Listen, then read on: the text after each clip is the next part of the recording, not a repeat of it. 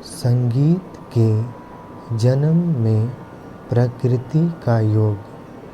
अफ्रीकी विद्वान इफारी का कथन है, पुरुष और नारी का एक सुंदर सरोवर में प्रथम मिलन हुआ। दोनों ही एक दूसरे के निकट तैरते हुए आगे बढ़ने लगे तो दोनों ने सुना कि उनके हाथ पैर पानी में चलाने से जल के वक्ष से कई प्रकार के मधुर स्वर फूट रहे हैं। इससे उन्हें आंतरिक प्रेरणा मिल रही थी। इससे उनके अंदर यह भाव उठ रहा था कि हम शीघ्र से शीघ्र एक दूसरे में घुल मिल जाएं।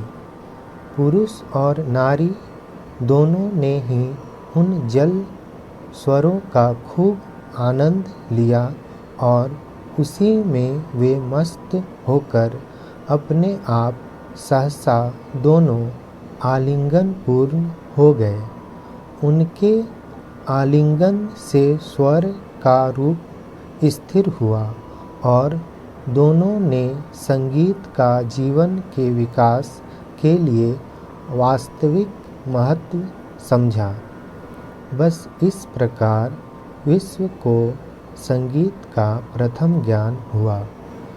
मिस्री कला विशेषज्ञ गवासा का कथन है, मनुष्य ने संगीत का मनोरम उपहार प्रकृति से उपलब्ध किया। उसने अपने जीवन के इर्द गिर्द संगीतमय वातावरण देखा।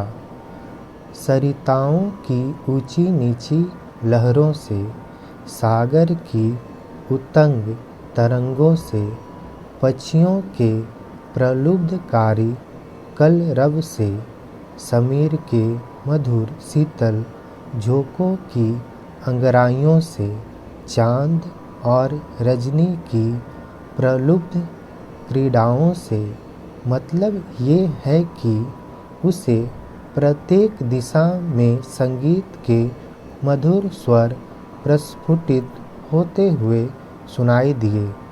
सने सने मनुष्य ने उनका अनुकरण करना प्रारंभ कर दिया।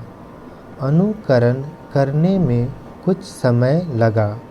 जब उसने प्रकृति के ये मधुर स्वर अनुकरण कर लिए तो उसके जीवन में एक नवीन सरसता का उदय हुआ। जीवन में इसी सरसता, इसी मिठास को अक्षुण्ण रखने के लिए मनुष्य ने स्वरों पर अधिक विचारना प्रारंभ कर दिया। उसी विचार का यह परिणाम हुआ कि आगे चलकर विश्व को संगीत परिष्कृत रूप में प्राप्त हो सका।